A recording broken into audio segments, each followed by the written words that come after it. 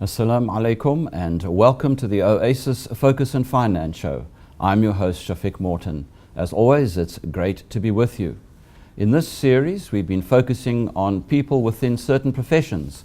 We've already done education and medicine. Today we have a look at people who are self-employed, entrepreneurs, and those who might employ a few people as well. Joining us in studio today are Mansoor Mia and Ebrahim Rawoot. Gentlemen, Assalamu alaikum. Wa alaikum salam, Shafiq.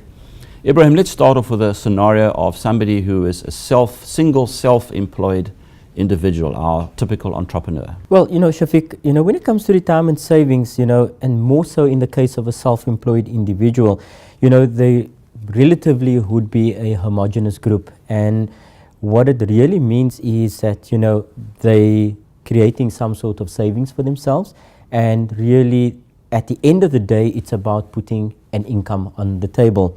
But what we have found, especially among self-employed individuals, and it more comes back to the fact that the income changes quite significantly on a month-by-month basis, that they tend not to look at any form of retirement savings, or the retirement savings is not that sufficient because of this income being quite erratic.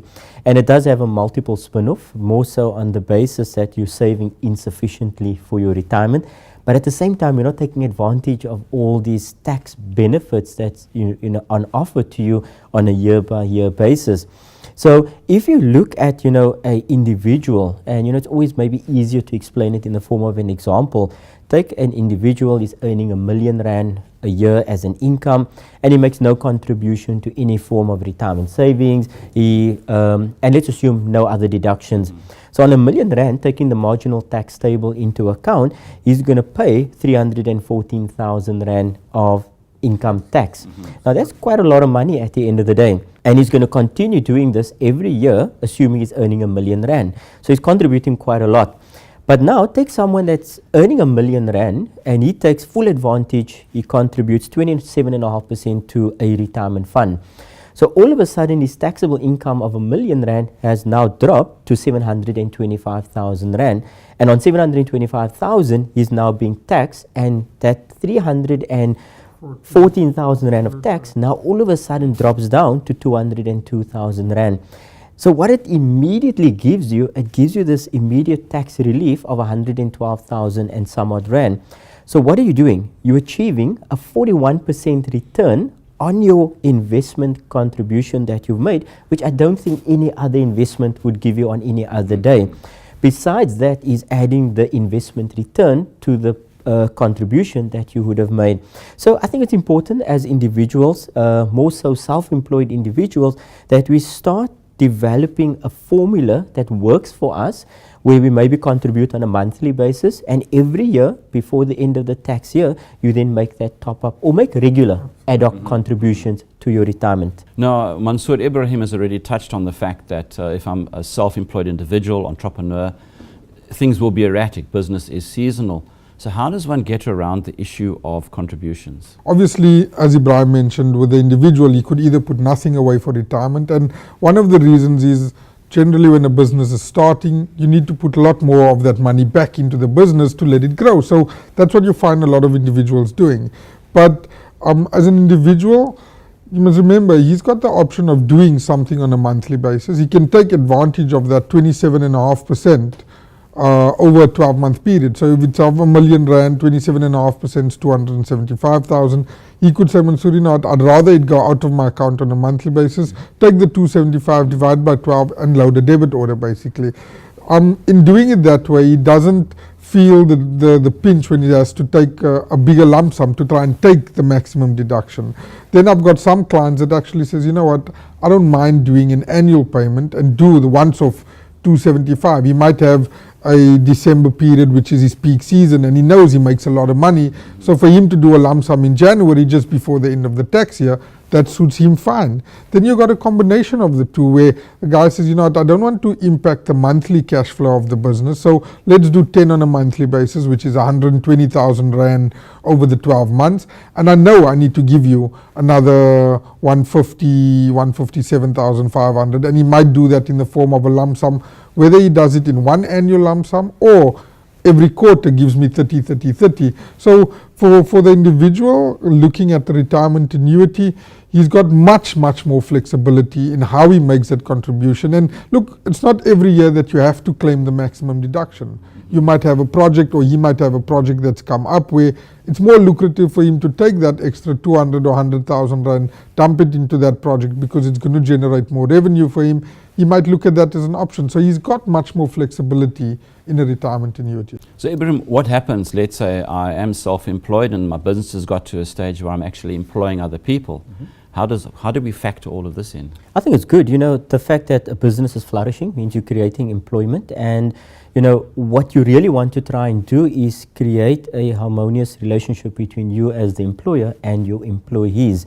But the problem we have in South Africa is that many small setups, do not really create some sort of retirement savings option for the individual staff. So staff, they tend to work for 10, 20, 30 years, and then after 10, 20, 30 years, they end up leaving, and it's a golden handshake. And, Shafiq, we all know that golden handshakes don't put bread and butter on the table. Absolutely. So what is the solution out there? Well, the solution is plenty. You could say, well, I'm a smaller type of setup. I've got maybe 5, maybe 10 employees. And I would like to maybe take out individual retirement annuities for each and every one of my staff. You factor it into your employment contract, and you can decide, what the rand value contribution that you want to make. But what is good about this? The good thing is you're creating a nest egg for that individual, which means that, the relationship is, as an employer, I'm going to contribute towards your retirement, and hence the employer feels there's a need for me to also put my contribution in. And all of a sudden you have this wonderful relationship. But then you have certain corporations, where it's much bigger. Maybe they got 20, maybe 30, maybe even up to 100 staff. And you might not want to look at a retirement annuity because there's a lot more people, and we need to be sensitive to the cost factor as well. And you can say, well, I can take out a small group retirement scheme, an umbrella fund, it's a provident fund contribution. It's still a relationship between your employer and your employee, but now it's a percentage of the salary. So either way, there are options available. And in both instances where you've got this employer contributing towards your employee retirement savings, that employee can also say, but hold on, I've got a little bit of extra savings. I want to take advantage of maximizing my contributions, as Mansoor mentioned, and I can do it on an ad hoc basis. Into a retirement annuity. I can even put it as an additional voluntary contribution into my provident fund. But I think what is important is that you're creating this relationship between the employer and the employee, either in a personal private retirement annuity space or in a group scheme space. Now, Mansoor, there seem to be options that on the table here.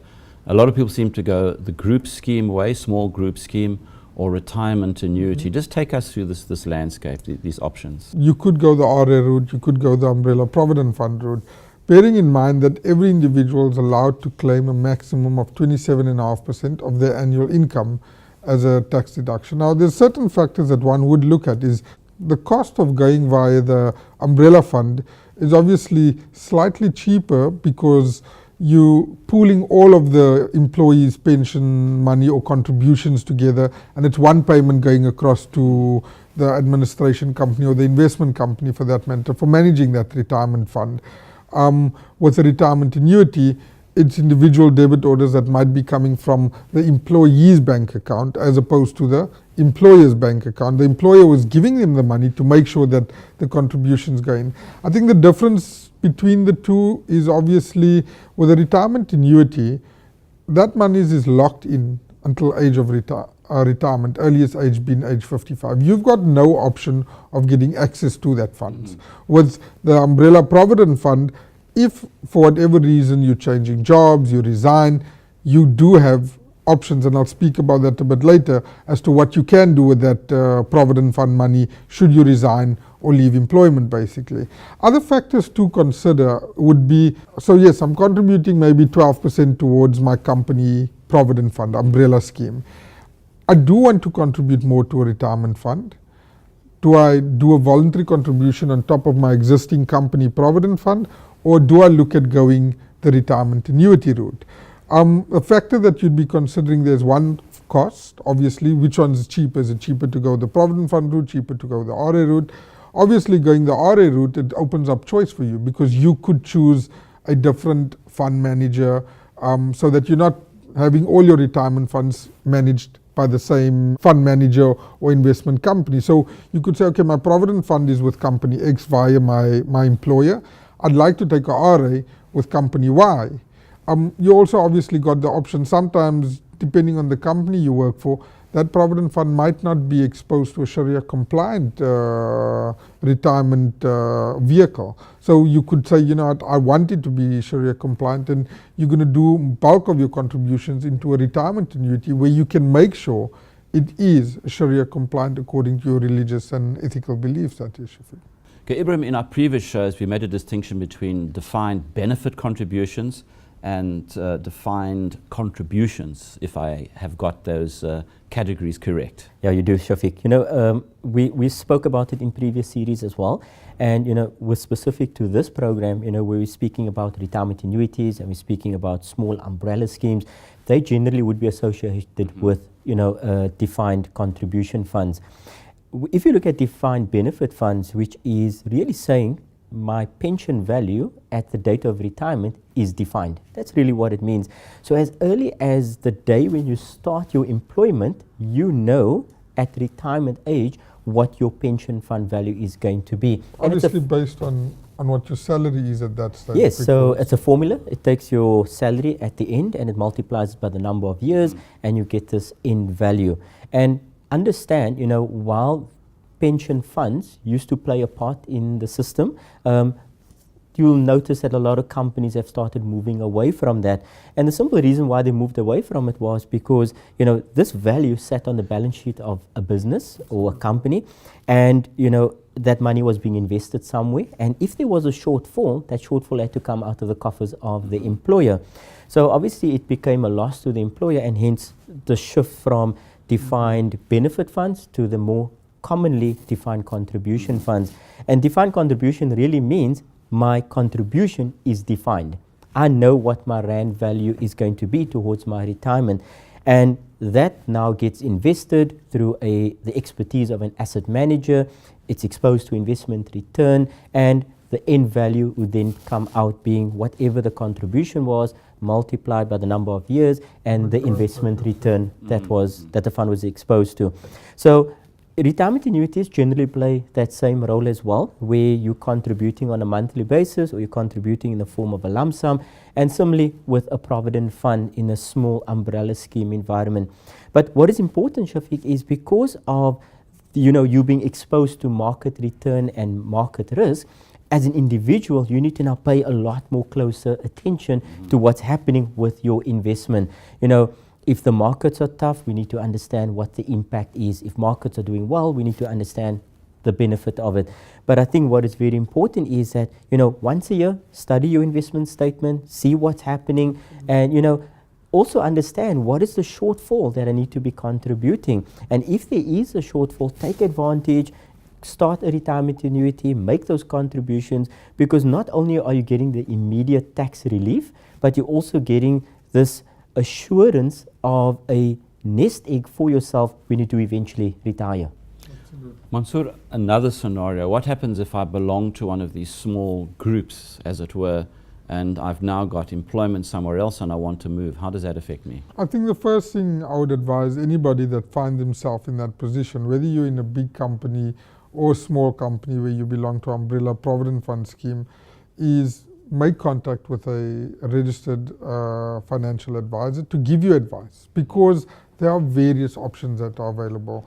On top of my head, I can probably think of the 4 options that the individual would be able to take. With the bigger corporations, the individual has got the right to leave his existing or his pension as it stands with the company and move on. So that means he's deferring that pension with his current employer that he's leaving, and he'll retire from it when he does his retirement age. The problem with that is, because you're no longer going to have any link to that company, you're disassociated with that company. You don't have access to the HR the way you used to have. So you're kind of losing control. I won't say losing control, but you're losing in effect control with your pension that you've accumulated over the last 10 years. So for me, that's a no, it's not an option I would recommend. The second option is the client can move it to his new employee's pension fund. Obviously bearing in mind that if he was in a pension fund with his current employer and he's moving to the new employer and the new employer's got a provident fund, he can't move it across. You can't move pension money into provident fund. But if the new employer had a pension fund, he could move it from his current employer to the new employer that he's moving to. It is an option because then you still got the control, you got the link to the HR, etc. The problem with that is you then forced to abide by the fund rules of the new employer. You have to go into whichever fund they've got the money being managed in. Right now, you could have probably made sure you could put it in a Sharia fund, but your new employer's funds are not Sharia compliant. So again, not the ideal option. The third option, which is a complete no-no for me, is them actually pulling the money out in cash. Yeah. Now, look, if you're pulling the money out in cash, yes, there's tax implications, and it's not as attractive as when you're retiring with a pre-retirement withdrawal. So you're pulling money out before retirement age. The tax table that would apply there is your first 25,000 is exempt from taxes, 25,000 to 660,000, you're paying 18% tax, 660 to 990, it's at about 27% tax, and everything over 990,000 is 36% tax. So depending on what the value of your pension is, you could end up paying a good couple R100,000 towards the tax man and having that cash in your bank account. Now, probably the biggest mistake I find individuals doing there is, yes, and it's mostly, I'd say, amongst the younger generation. The guy that's worked 5 years, 7 years, his pension, not much, maybe 300, 400,000, and he decides, you know what, I can take it, dump it on the bond, I don't have that payments to make. But they don't realize that that money is probably the most lucrative of their pension money because it's going to lie there for 20 and 30 years. It's going to end up becoming the biggest portion of their retirement nest egg. So whether you work 2 years at the company and your pension's only 50,000 Rand, preserve that. And that's coming to the last option that the individual's got, is moving that money into either a preservation fund or even a retirement annuity. If you want to force discipline yourself to say, I'm leaving company X, I want to take that money, move it into a retirement annuity where I've got choice. I want it Sharia compliant, so choose a Sharia provider. By moving it to a RA, you force disciplining yourself that you're never going to have access to that money, irrespective, and you making sure you're keeping it for what it was intended for, and that is for retirement. The other option would be move it to a preservation pension or preservation provident fund, depending on what fund you were in. Same scenario would apply there. The idea is to accumulate, if you had 5 jobs throughout your working career, every time you left and moved on, move that money into a preservation fund and let that accumulate for you towards retirement age. Obviously, your new employer, you'll start new contributions. The advantage, obviously, of the preservation fund as opposed to the RA is if for whatever reason something came up and you desperately needed access to cash, within the preservation funds, you've got a once-off withdrawal that you can access before retirement age. But again, if you do that, the same tax implications would come in as if you pulled it out from the employer, Shafiq. So my advice to anybody finding themselves in that position is contact an advisor, let him sit down with you and give you all the options available. In the same time, he could actually see what your scenario is. And look, sometimes killing that bond might make sense, but my advice would be is remember that's probably your prime retirement savings you're ever going to have. So try and keep it for what it was intended for. Yeah, Shafiq, no, just to add to that, then, whenever you engage with clients, you always tell individuals that while you were working, you never really had access to that provident fund or that pension fund. So the day you now resign to find new employment, don't find, any reason in the textbook to say, well, I need to have access to that money. Don't kill the goose. No, not at all. So while you feel you're young, that money at such a young age invested, the compounding effect over the next 20, 30 years, it's going to be a substantial difference to the end value. And I think people need to realize that. So, Mansoor is very right when he says there are options available.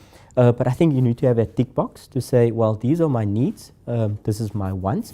And you can actually satisfy the wants by saying, I'm not going to touch these retirement savings now, I'm going to enjoy it at retirement. And talking about retirement, let's say I'm in the single self-employed sector, as we call it, let's say I work for a very small company. What's the process? I think it's very simple. When you retire, retirement age is 55 years. Depending on whether you belong to a pension or whether you belong to a provident fund or even a retirement annuity, there are certain important points to take into account. So very quickly, a retirement annuity and a pension fund, when you retire, you can take a maximum of 1/3 in cash.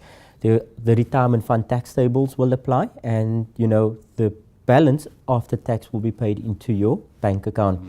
That two-third portion of that pension or retirement annuity then has to be invested into a living annuity. And we spoke about the options, whether you go the guaranteed route, whether you go the investment-linked living annuity route, and there are benefits regarding both, but there are also certain serious disadvantages and restrictions where especially the guaranteed living annuity route is concerned.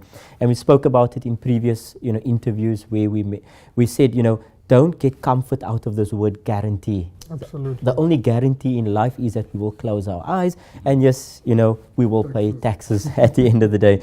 So, and in Provident Fund, slightly different where you could take everything in cash. But I think what is important is that as individuals, we've got access to expert advice in the form of financial advisors, wealth managers, and they will be able to guide you. Don't go into this blindfoldedly and say, well, I'm taking the cash, HR wants me to complete my forms. You don't have to rush. This is a big decision. It's a 20-year decision that you want to make overnight. Doesn't work that way. So I think, there is that facility available for individuals to contact HR, to contact the financial advisor, and then be able to identify what is the solution that I need to take in order to be able to ensure financial independence at the end of the day. And Mansoor, in the closing 30 seconds, a final statement. The most important thing, especially to the target market that we were referring to being your self-employed businessman, is take the time, meet with a financial advisor so that he can actually show you how tax efficient it is to actually contribute to a retirement annuity. Yes, I believe by putting that money back into their businesses, they know what they can turn 30% and 40%.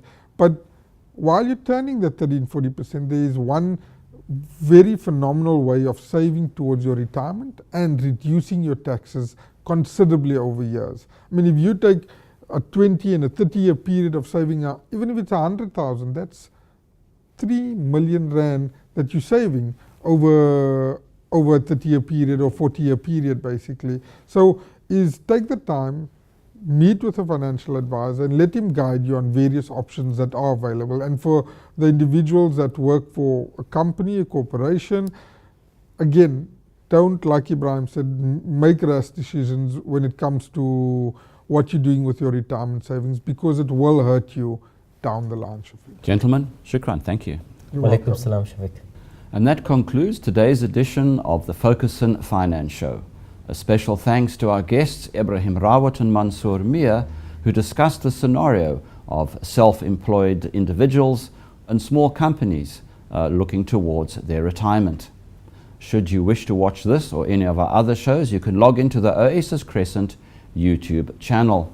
Should you wish to contact us, 0860 100 786 or email info@oasiscrescent.com. Until next time, I'm your host, Shafiq Morton.